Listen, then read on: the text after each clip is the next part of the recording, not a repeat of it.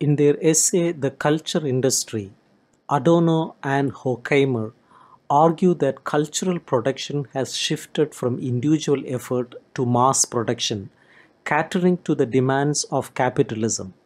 This results in standardized products designed for entertainment or distraction, like Hollywood movies, radio, journalism, and advertising, which all seem similar on the surface. Their essay suggests that the distinction between art and life has blurred because the culture industry is so successful at blending them together. Traditional high art still exists. It is seen as part of the same system as mass culture, forming two sides of the same coin that don't quite fit together. This idea has influenced later theorists who explore postmodernity. The idea that modern culture reflects chaos due to the decline of traditional religion and the rise of capitalism is argued against by saying that everything in culture today is becoming the same. Movies, radio, and magazines all fit into a unified system. Even things like political art have a similar style. The buildings we see, whether in authoritarian or other countries, look similar, showing the influence of big companies. New buildings seem like temporary structures emphasizing progress but not durability. Town planning projects meant to provide small, clean apartments actually make people more controlled by capital. Just as city dwellers are brought together for work and leisure, living space become uniform and organized. This unity shows a false sense of both universality and individuality. Mass culture, controlled by big companies, is becoming more uniform. Films and radio no longer pretend to be art, they are openly seen as business. This business aspect is used to justify their effects on society, even if they cause harm. Those in control openly admit the power they have. They say that technology leads to standardization for consumer convenience, but really it is about control. The powerful use technology to dominate society. The way technology is used in culture today serves the interests of those in power, not the people. The transition between telephones to radio changed our role from active participants to passive listeners. There is no way for listeners to respond or create their own content. Even apparent spontaneity in radio shows is controlled by those in charge. The audience mentality that seems to support the culture industry is actually just a product of that industry. Different forms of art or media may seem diverse, but they all follow the same formula dictated by economic interests. This is especially true for businesses like steel, petroleum, and electricity. These industries have a lot of influence even over culture. The culture industry, like film and broadcasting, depends on these bigger industries for support.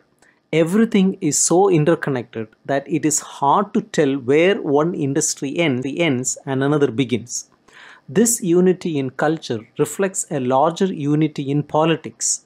Differences in quality or price are just ways to categorize consumers and keep them buying. Everyone is supposed to fit into a certain category based on their income. The process reveals a significant tendency towards standardization, particularly in industries like automotive manufacturing and film production. Despite the apparent diversity in products offered by companies like Chrysler and General Motors or Warner Brothers and Metro Goldwyn Mayer, the underlying differences are often superficial. Even within the same company's range, distinctions are diminishing, whether in cars or films. This standardization extends to cultural products, where the actual content or meaning of the product matters less than its production value. For example, television seeks to blend elements of radio and film seamlessly, creating a unified experience.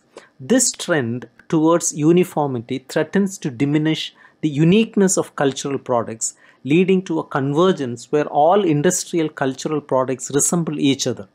This convergence is driven by the integration of production processes from conception to final execution under the influence of capital investment.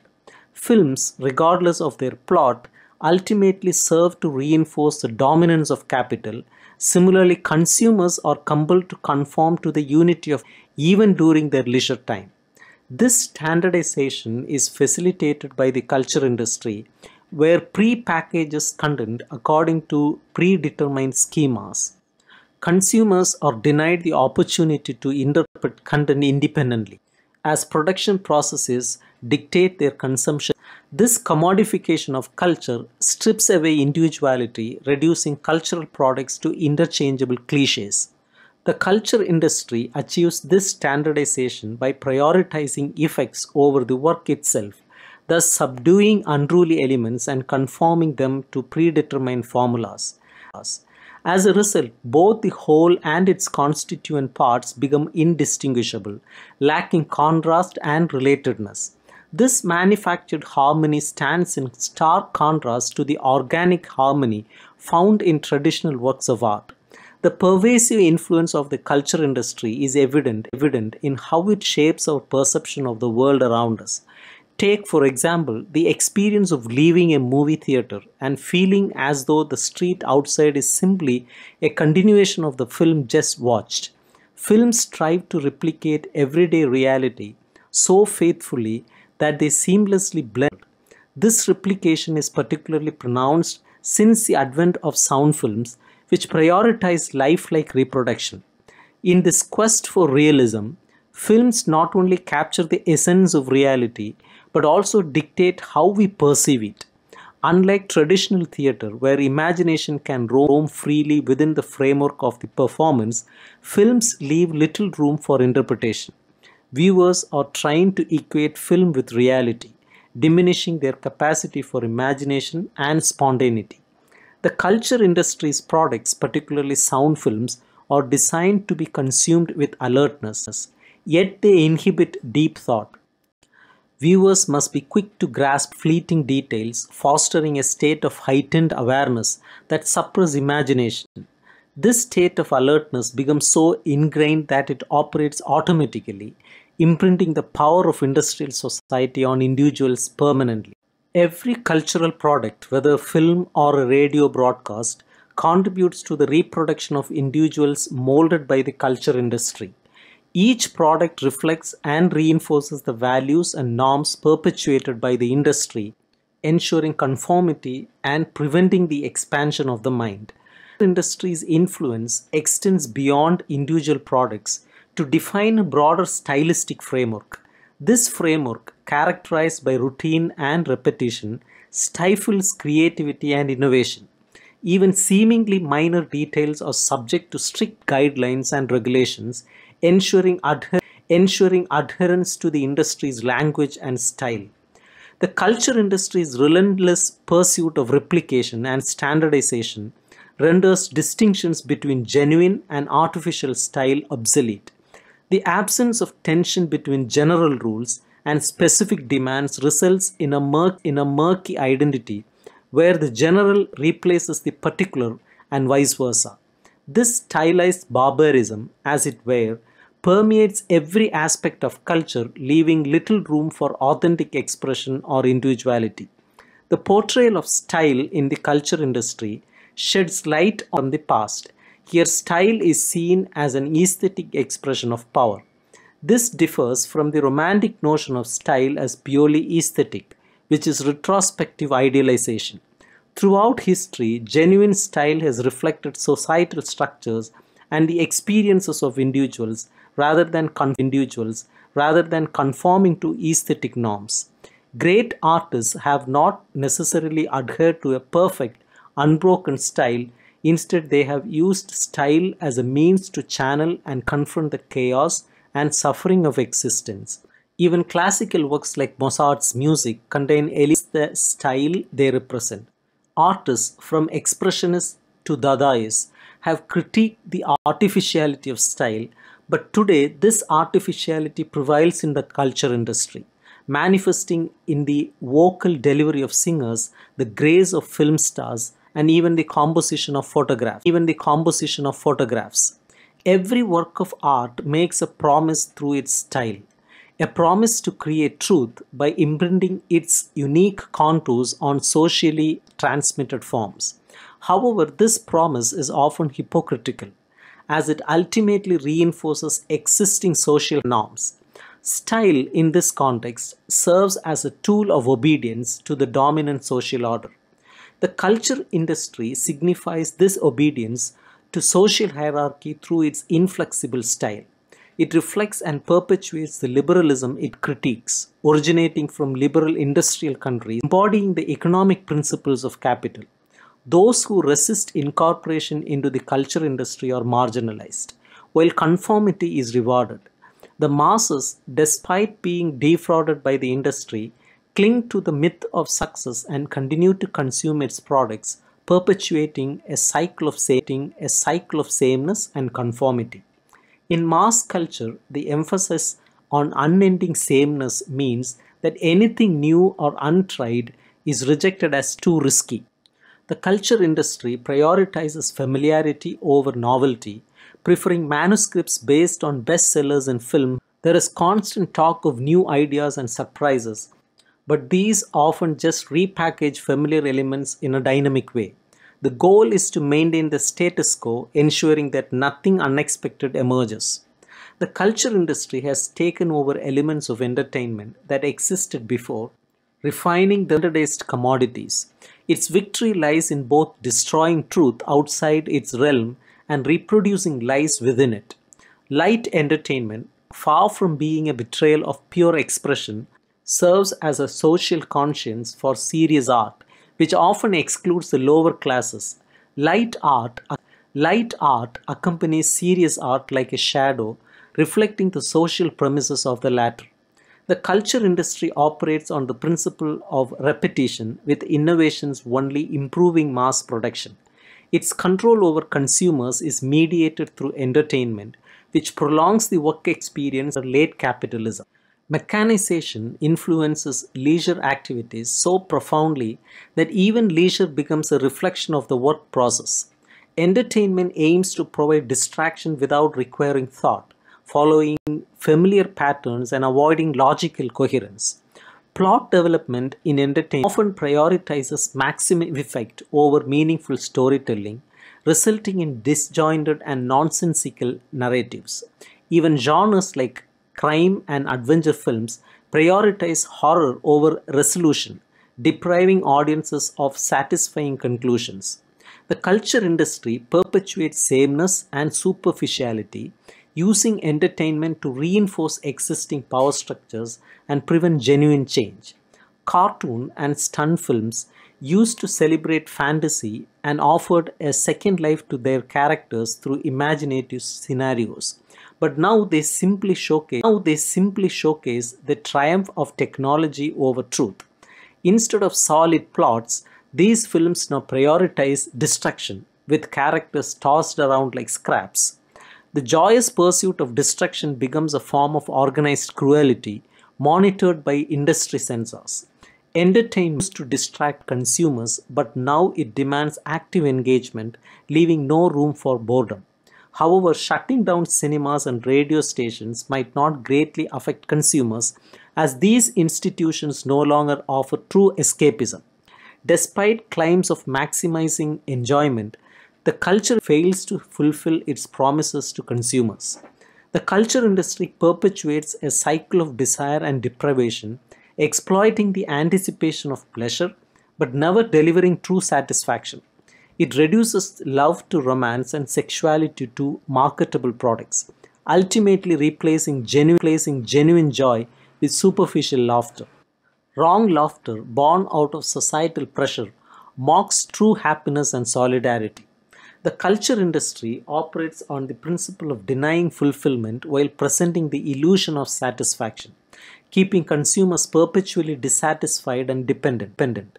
It promises escape but ultimately leads individuals back to the same mundane reality they sought to escape from. Amusement, in its purest form, is the opposite of art, but it can serve as a corrective to overly serious artistic endeavors.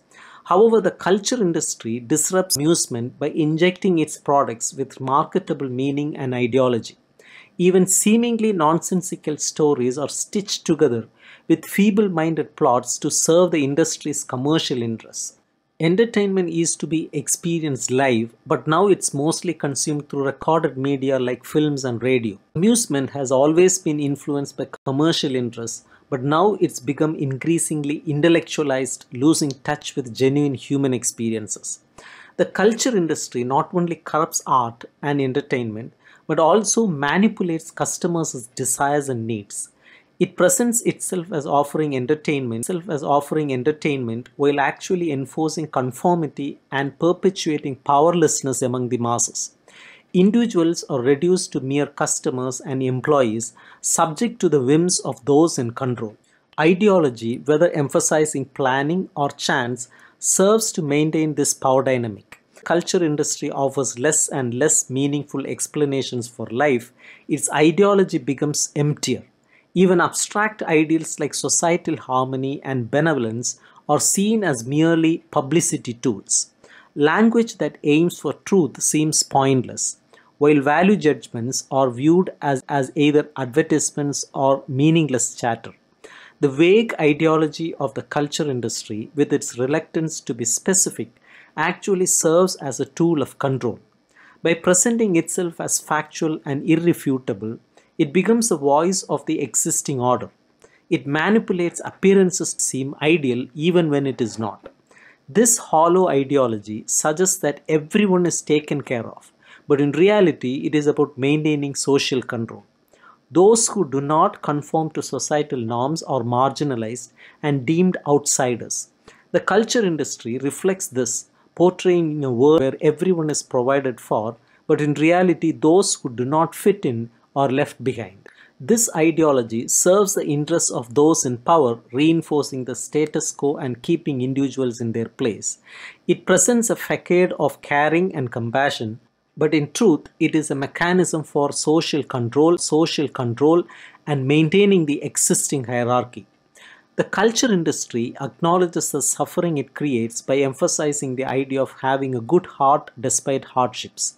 It presents a world where suffering is accepted as necessary and even admirable. Tragedy is included in this portrayal, adding to otherwise shallow entertainment. However, tragedy is manipulated to serve the industry's purposes, often distorting its true meaning. In this portrayal, tragedy becomes routine, losing its power to evoke genuine emotion. It is used to reinforce the idea that conforming to society's norms is the only option. Individuals are encouraged to accept their own defeat and find solace in the collective power of society, even if it means sacrificing their own happiness. Late capitalism requires individuals to submit to the system completely, adopting masochistic attitudes to prove their loyalty. Tragedy is no longer about individual struggle against society. Instead, it is dissolved into the false identity of society itself. This acceptance of societal control mirrors the principles of fascism, where individuals are expected to surrender their autonomy for the greater good. The disappearance of tragedy reflects the loss of individuality in modern society. People are encouraged to adapt to any situation without resistance, even if it means sacrificing their own identity. The liquidation of tragedy symbolizes the erasure of the individual in favor of conformity to societal norms. The culture industry does not just produce standardized content, it also manufactures a false sense of individuality. From jazz musicians who follow a set style to have specific trademark features, what seems like uniqueness is actually carefully crafted and repeated. Even personal traits are made into commodities like a unique hairstyle or accent. This pseudo-individuality is designed to blend seamlessly with the universal, reinforcing the idea that individuals are just intersection of broader trends. This artificial individuality is essential for the industry to present tragedy. By reducing individuals to mere products of societal norms, the industry can smoothly integrate them into its narratives. However, this portrayal of individuality is flawed because it fails to recognize the true complexity of human identity. Throughout history, society has struggled to balance the demands of the market with the autonomy of artists. While art has once protected by patronage, it is now subject to market forces. This has led to the commercialization determined solely by its marketability. As a result, art becomes a commodity, losing its intrinsic value and becoming just another product to be consumed. Radio, as a late addition to mass culture, presents itself as a neutral authority, but it is actually a powerful tool for propaganda. In fascist regimes, radio becomes the voice of the leader, promoting their agenda and shaping public opinion. This blurring of entertainment and propaganda highlights the deceptive nature of mass culture and its ability to manipulate public perception. Today, art is treated like a product and sold to the public at low prices by the culture industry. However, this does not mean that art would disappear in a free society. Instead, it shows that art has lost its value as a unique commodity and has become more accessible to everyone. But this accessibility does not necessarily improve education. Instead, it can lead to a decline in education standards and promote a sense of chaos. In the past, people who attended cultural events like plays or concerts paid respect to the performances because they were costly. However, now that art is readily available and cheap, this respect has diminished. Instead of valuing art for its own sake, people treat it like any other commodity, leading to a loss of critical engagement and a focus on celebrity culture. The culture industry relies heavily on advertising to sell its products.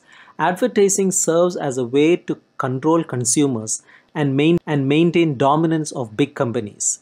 It has become so pervasive that it influences not just what people buy, but also how they think and feel about culture and society. Advertisements blend seamlessly with cultural content, making it difficult to distinguish between editorial content and advertisements. Of culture, from films to music, serves as a vehicle for advertising.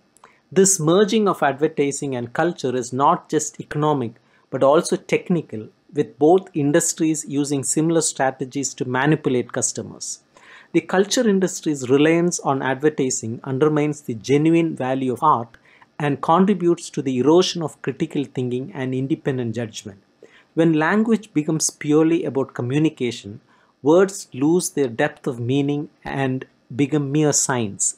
This demystification of language turns it into a kind of magic where words are disconnected from their original significance. Words no longer carry rich associations or convey deep emotions, instead, they become rigid and formulaic. In this simplified language, words lose their connection to human experience and become tools for manipulation. Whether it is the name of a celebrity or words are used strategically to influence public opinion. Even personal interactions and expressions are influenced by this language of advertising, leading to a superficial culture where people strive to conform to artificial standards of success. The culture industry plays a significant role in shaping this language of conformity. Through advertising and mass media, it promotes cultural commodities that people imitate despite knowing they are not authentic.